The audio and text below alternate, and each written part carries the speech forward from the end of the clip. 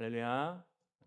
오늘은 지켜 행하여라는 제목으로 우리가 함께 말씀의 은혜를 나누어 보기로 원합니다. 계속해서 지금 느헤미야의 말씀을 묵상을 해오고 있습니다. 시대적인 배경은 이스라엘 백성들이 포로에서 귀환한 그 시기입니다. 포로에서 귀환한 이스라엘 백성들은 이제 성벽을 재건하게 됩니다. 여러 가지 우여곡절 끝에 성벽은 완공되었습니다. 성벽 재건 이후에 그들에게는 어떤 변화가 일어나게 되냐면 놀라우신 하나님을 경험하게 되는 것이지요. 이제 놀라운 영적 부흥의 대각성의 역사를 맛보게 됩니다. 그때 이제 등장하는 사람 중에 한 명이 바로 누구냐면 학사 에스라지요. 백성들은 학사 에스라에게 요청합니다. 말씀을 가르쳐 주십시오. 그래서 학사 에스라가 율법책을 펼칩니다. 율법책을 펼쳐서 읽을 때에 온 백성들은 어떤 반응을 하게 되냐면 그 학사 에스라의 이 낭독에 아멘, 아멘 이렇게 화답하게 됩니다. 뿐만이 아니라 통곡하며 울기 시작합니다. 왜일까요? 그 말씀에 비추었을 때에 자신들의 죄를 바라보기 시작했다라는 것이지요. 뿐만이 아니라 자기 조상들의 허물과 죄까지 보게 됩니다.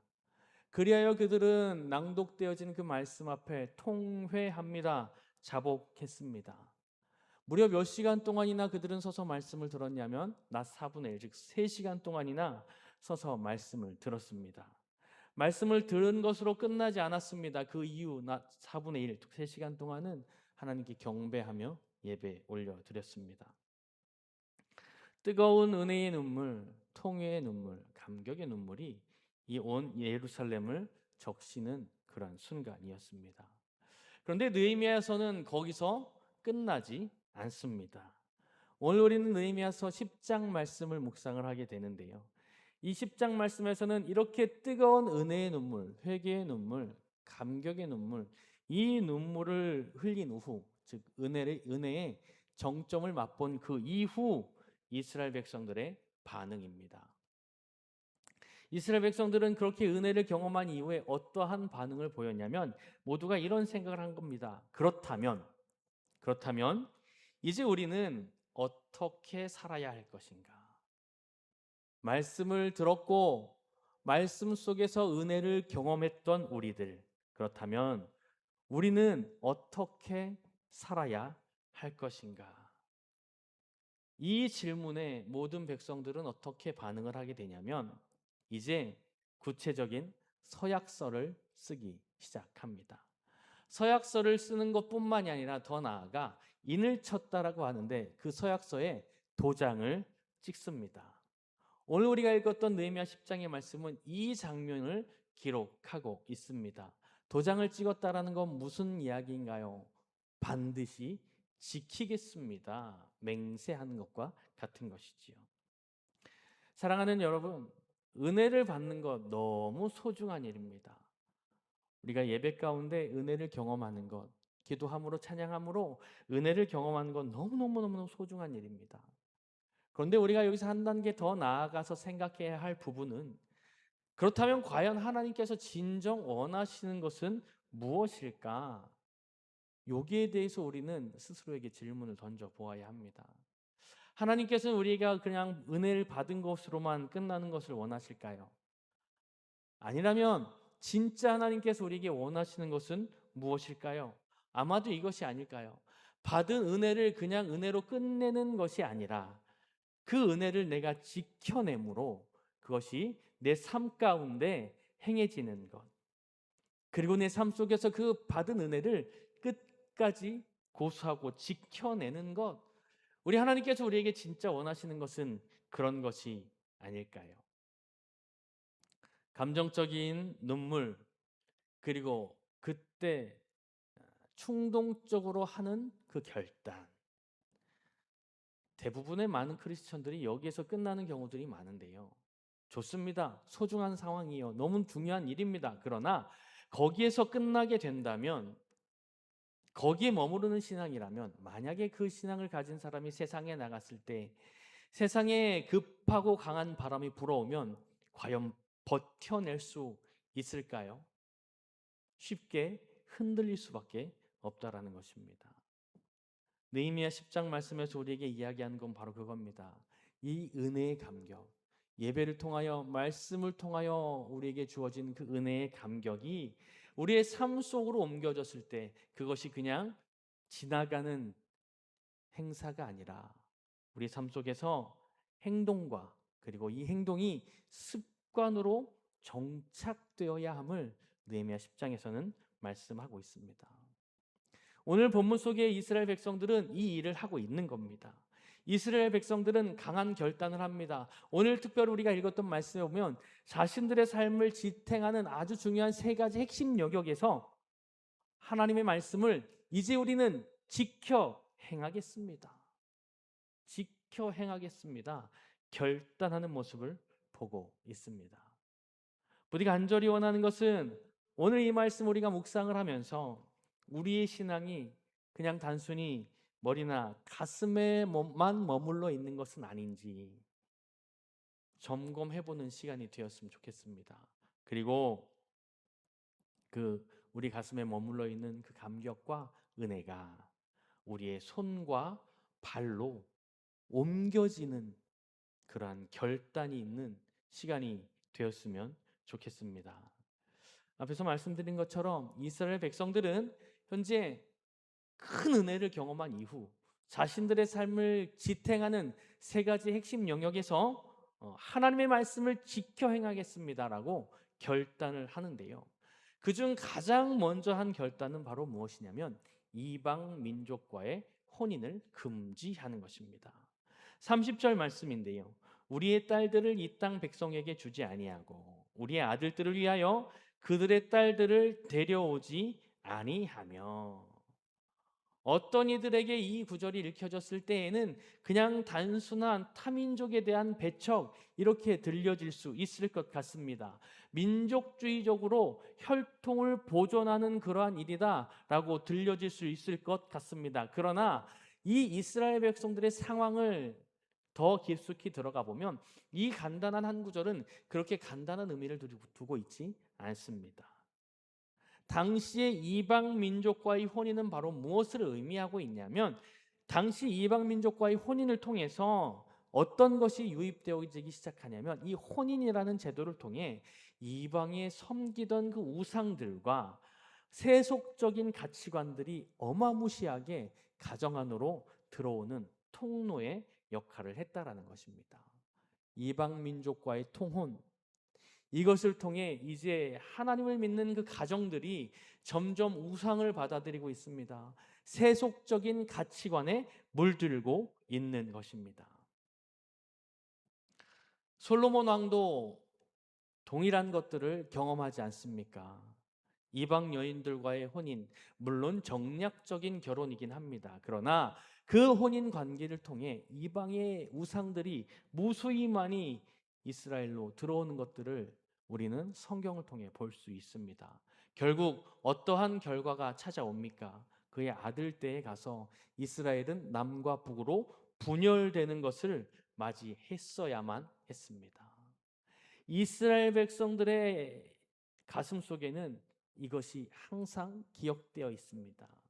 남북의 분열의 역사가 그들의 마음 가운데는 항상 남아 있다라는 것이지요. 그래서 그들이 첫 번째 했던 그 결단이 바로 그것입니다. 세속적인 가치관을 받아들이지 않겠다. 이방의 우상들을 받아들이지 않겠다.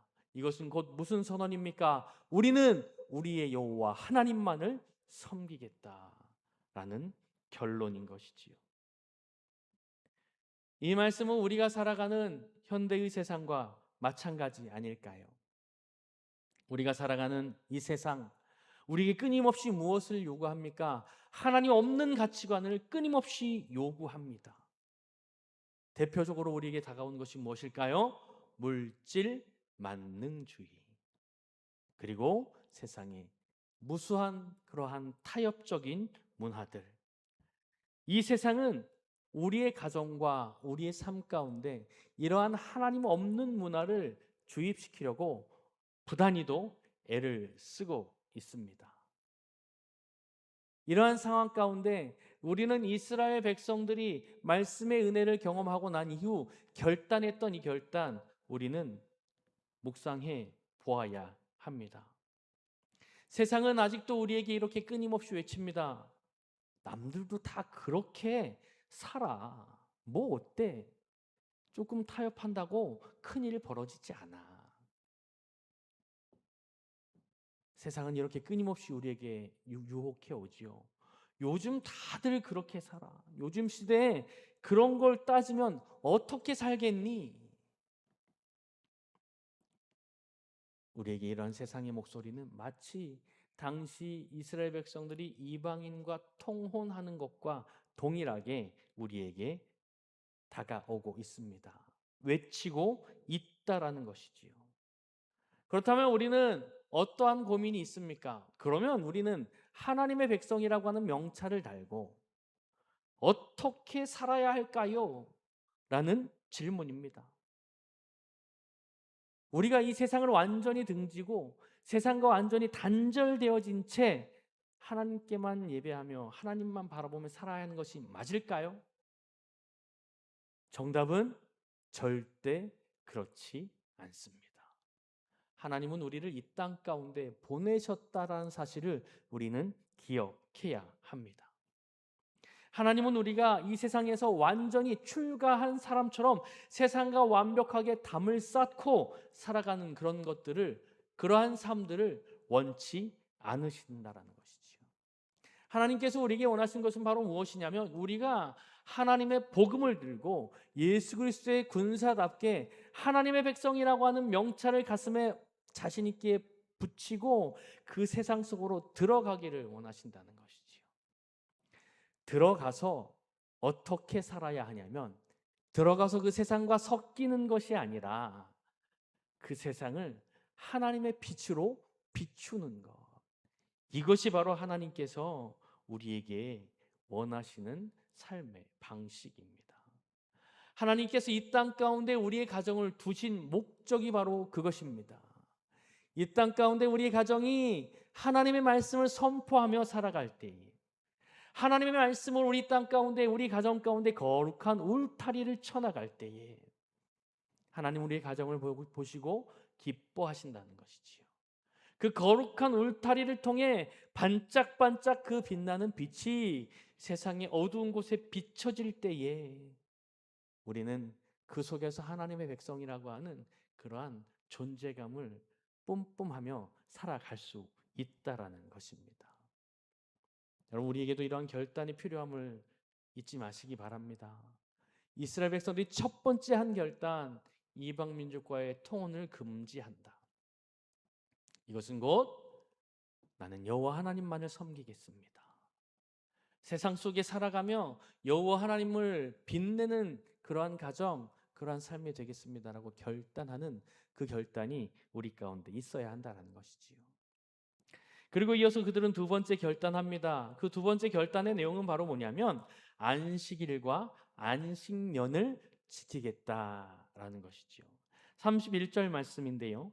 혹시 이 땅 백성이 안식일에 물품이나 온갖 곡물을 가져다가 팔려고 할지라도 우리가 안식일이나 성일에는 그들에게서 사지 않겠고 일곱째 해마다 땅을 쉬게 하고 모든 빚을 탕감하리라 하였고, 당시 이스라엘 백성들이 예루살렘에서 살 때에 거기에는 어떠한 그러한 풍토가 있었냐면 예루살렘 성문 앞에는 안식일만 되면 이방의 민족들이 와가지고 이방의 상인들이 찾아와서 물건을 파는 그러한 분위기가 조성이 되었다고 합니다. 예루살렘에 사는 이스라엘 백성들의 입장에서 보면 안식일에 이방 민족들이 와서 그곳에서 장사를 하고 있습니다. 당장 이스라엘 백성들도 그곳에서 장사를 해야만이 먹고 살 수 있는 상황입니다. 그런데 안식일입니다. 율법의 안식일엔 장사하지 못하게 되어 있습니다. 먹고 살려면 어떻게 해야 될까요? 장사해야 되겠지요. 장사하지 않기로 결단하면 분명한 것은 그 이스라엘 백성들의 삶 속에 경제적인 손실이 당연히 입게 될 것입니다. 더 나아가 7년마다 찾아오는 안식년에 그 땅을 쉬게 하는 것입니다. 그 땅을 농사짓지 않습니다. 1년 동안 농사짓지 않아야 됩니다. 1년 동안 그 땅을 묵혀두고 농사짓지 아니하면 어떤 일이 벌어질까요? 어마어마한 경제적인 손실을 감당해야 합니다. 뿐만이 아닙니다. 빚을 탕감해 줘야 한다고 합니다. 수없이 많은 재산을 포기해야 하는 그러한 상황인 것이지요.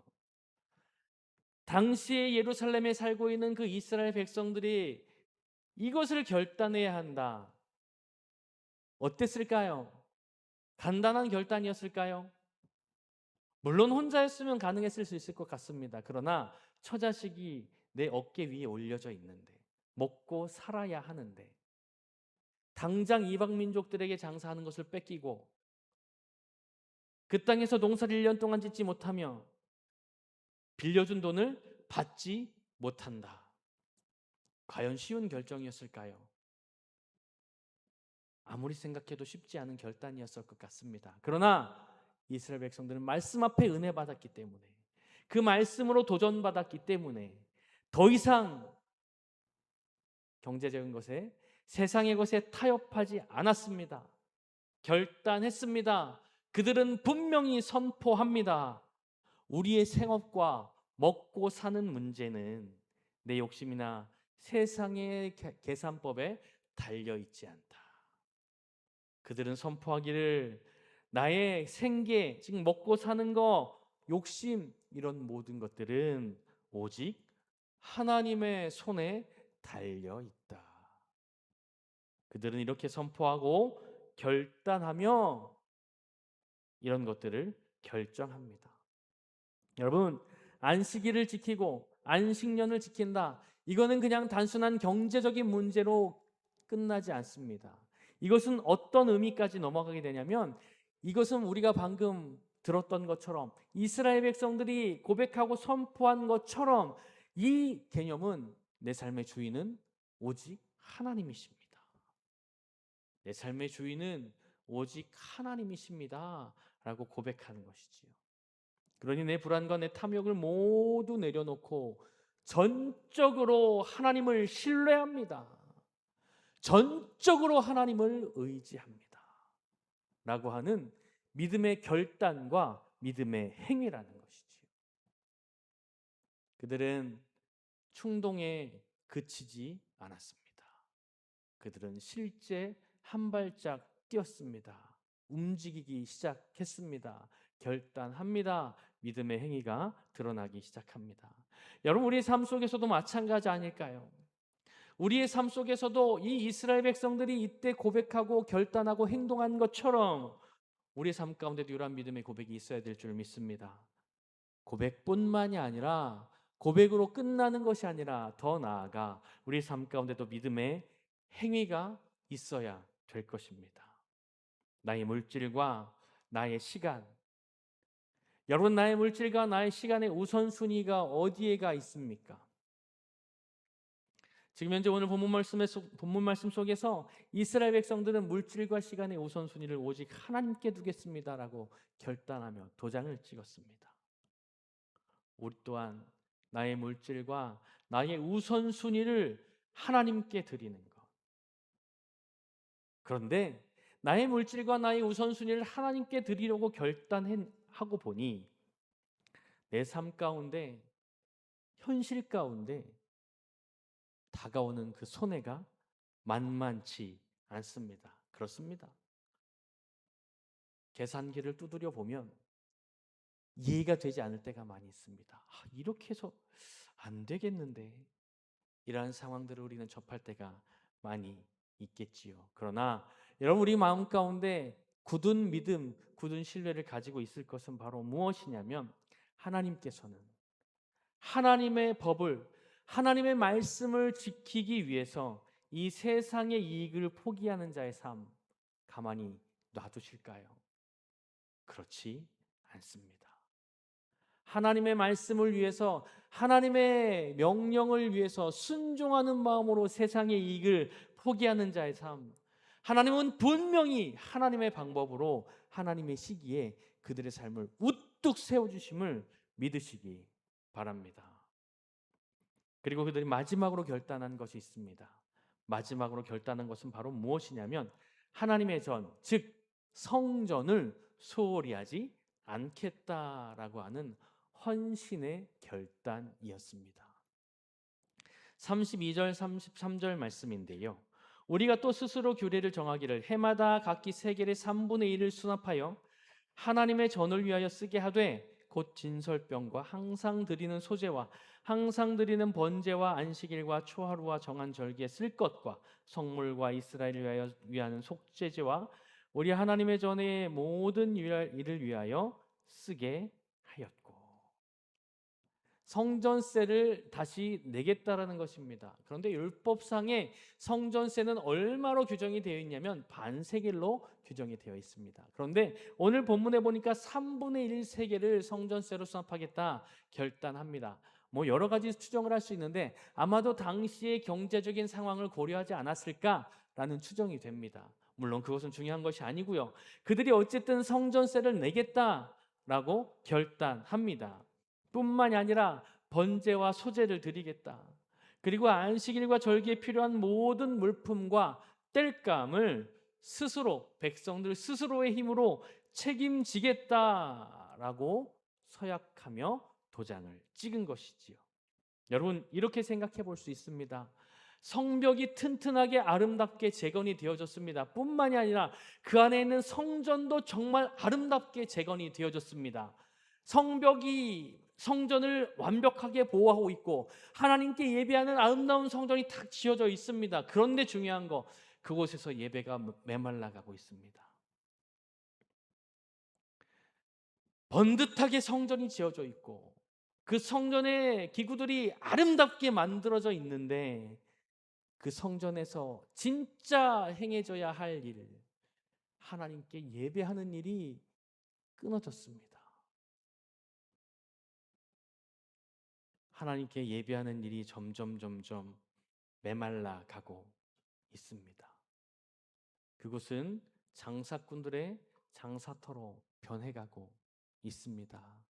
오늘날 유럽이나 세계 각지에서 일어나는 수없이 많은 일들, 아름다운 예배당이 술집으로 바뀌고 관광지로 바뀌며 하나님께 예배하던 그 아름다운 예배당이 이단에 넘어가게 되는 그러한 가슴 아픈 일들을 우리는 보게 됩니다. 이렇게 성벽도 재건되어졌고 성전도 아름답게 지어졌는데 그 성전에서 하나님을 예배하는 예배가 이루어지지 않는다. 이것은 이 성벽이 무슨 의미가 있는 것일까요? 그 상황에서 성벽은 아무런 의미가 없습니다. 또한 성전 또한 아무런 의미가 없습니다. 그것은 그냥 껍데기에 불과합니다. 그리하여 백성들은 결단하는 것이지요. 자신들의 주머니를 열겠다 결단합니다. 하나님의 전에서 예배가 드려질 수 있도록 하나님의 전을 운영하겠다. 하나님의 전에 이 성전의 예배가 끊어지지 않도록 자신들의 주머니를 열어, 즉 물질을 들여 뿐만이 아니라 삶을 기꺼이 들여 이 하나님의 전을 관리하기로 결단했다라는 것이지요. 여러분, 우리 또한 마찬가지입니다. 이 주님의 몸된 교회, 하나님의 이 아름다운 교회, 이 교회가 이렇게 아름답게 우뚝 서 있는데 앞에서 잠깐 말씀드린 것처럼 이 예배당이 하나님을 예배하는 예배가 끊어지며 이곳에서 다른 일이 벌어지고 있다라고 상상해 보십시오. 물론 우리가 봐도 가슴 아플 일입니다. 가슴을 칠 일입니다. 하나님께서 보시기엔 어떠실까요? 여러분, 이 교회는 어떻게 해야 할까요? 누가 지켜내야 하는 것일까요? 여러분이 하나님의 성전, 하나님이 예배하는 이 예배당은 우리가 지켜내야 합니다. 지금 이 시간에도 이 땅 가운데 수많은 이단들은 이 예배당을 삼키기 위하여 온갖 권모와 술수를 다 동원하고 있다는 사실을 기억하시기 바랍니다. 우리가 조금만 정신을 놓고 있을 때, 우리가 조금이라도 틈을 주면 그들은 하나님을 예배하는 이 예배당을 사단이 우글거리는 그곳으로 바꾸기 위하여 수없이 많은 노력하고 있다는 사실을 기억해야 합니다. 우리가 이 하나님을 예배하는 예배당의 예배가 끊어지지 않을 수 있도록, 하나님을 예배하는 그 예배가 끊어지지 아니할 수 있도록 우리는 이스라엘 백성들이 결단한 것처럼 이 예배당을 우리가 관리하기로, 운영하기로 결단해야 합니다. 예배당을 위하여 섬기는 것, 이 예배를 위하여 우리의 삶을 기꺼이 드리는 것, 교회를 사랑하는 것, 이거는 그냥 해도 되고 안 해도 되는 일이 아니라 하나님을 사랑하는 성도들의 마땅한 의무이자 권리임을 기억하시기 바랍니다. 이스라엘 백성들이 결단한 것처럼 우리의 물질을 드리고 재능을 드리고 시간을 들여 교회를 세워가야 합니다. 예배의 자리를 지켜가야 합니다.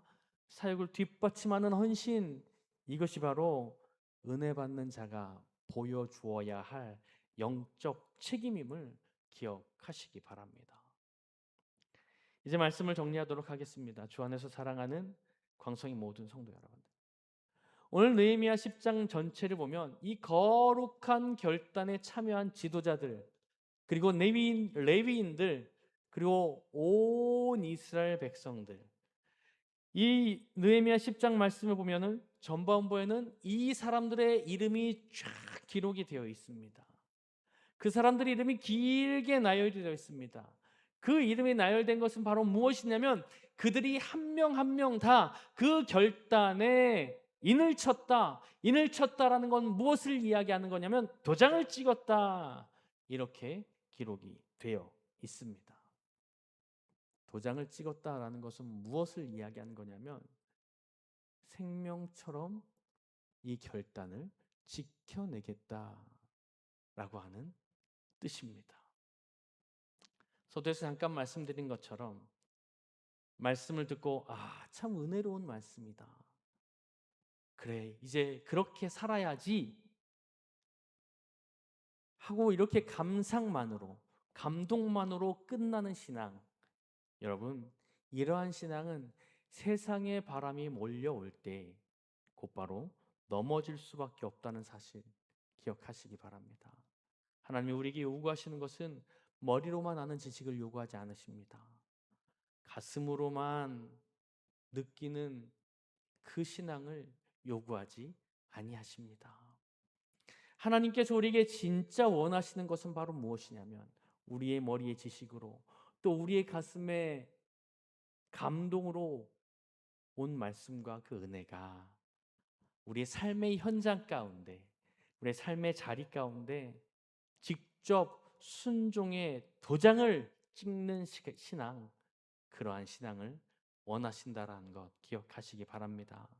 나의 가정과 언어, 관계 속에서 세상과 타협하지 않겠다라고 하는 거룩한 순종의 도장을 찍으시기 바랍니다. 나의 시간과 물질, 직장 생활 속에서 또 여러 사람과의 관계 속에서 하나님을 최우선으로 섬기겠습니다 라고 하는 믿음의 도장, 신뢰의 도장을 찍으시길 바랍니다. 주님의 교회와 예배의 자리를 목숨을 다하여 끝까지 지키겠습니다. 주님의 교회를 목숨을 다하여 끝까지 섬기겠습니다 라고 결단하는 헌신의 도장 찍으시기를 주님의 이름으로 간절히 소원합니다. 남은 한 주간의 삶의 자리, 우리가 이제 이 시간 이 예배를 끝나고 남은 한 주간의 삶의 자리로 돌아갈 텐데, 여러분 그 삶의 자리로 돌아갔을 때 또 동일한 상황이 들어오면 여러분 간절히 원하는 것은 머뭇거리지 마십시오. 주저하지 마십시오. 오늘 우리 가슴 속에 울려 퍼진 그 하나님의 말씀을 지켜 행하십시오. 이스라엘 백성들이 결단하고 도장을 찍은 것처럼 지켜 행하십시오. 지켜 행하십시오. 그렇게 결단하고 실제 우리 삶 가운데 행동으로 옮겨지는 사랑하는 광성의 모든 가족들 되시기를 주님의 이름으로 간절히 소원합니다. 우리가 말씀에 순종하여 나아갈 때에 하나님께서는 우리의 삶을 보호하시고 가정과 교회를 거룩한 은혜로 채워 주실 줄 믿습니다.